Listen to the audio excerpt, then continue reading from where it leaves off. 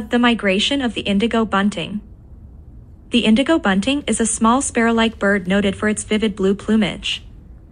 It is typically found living in forested areas alongside rivers and streams, as well as at the edges of fields and on paths, going through forests where trees have been cleared for power lines.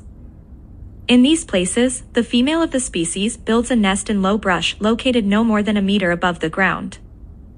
Zoologists have carefully studied the migration patterns followed by the indigo bunting.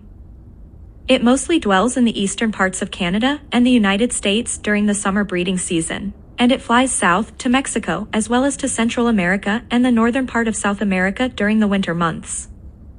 While it was once confined to the northern region of the United States in the summer, its territory expanded several decades ago. For instance, in the 1970s, the indigo bunting was discovered living in eastern Canada during the summer months for the first time. Zoologists believe that this change in its range was a result of Canada having warmer summers than it had enjoyed in previous decades. The total amount of distance covered by the indigo bunting when it migrates is approximately 1,900 kilometers each way. The bird usually migrates in a straight path due south. Those animals living in the east move to wintering grounds in the east, while those residing in the west migrate to wintering grounds in the west. Intensive studies of the indigo bunting have proven that it has excellent navigational skills, which permit the bird to migrate at night since it can use the stars for guidance.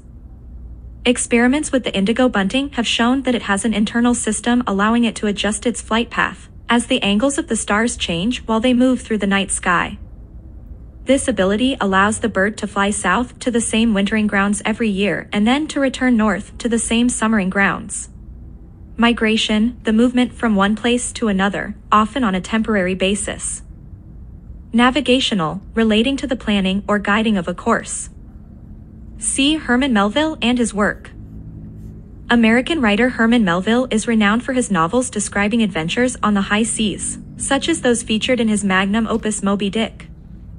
While Melville lived a long life, the bulk of his work was written and published between 1846 and 1857.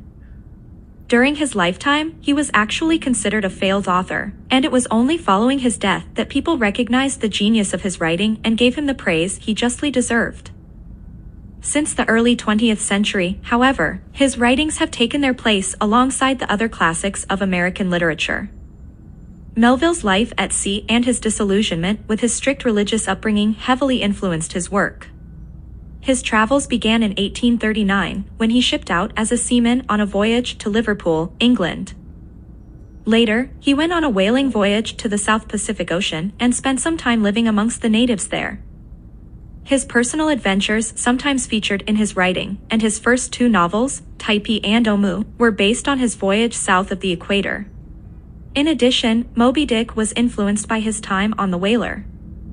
In his writing, Melville often criticized the strict Calvinist lifestyle his parents raised him with. In Typee and Omoo, he is sharply critical of Christian missionaries in the Pacific Islands and claims they did more harm than good.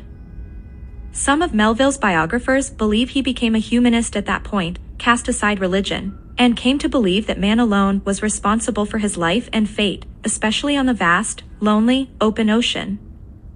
This theme prevailed in his later works, in which his characters frequently openly doubt God and religion.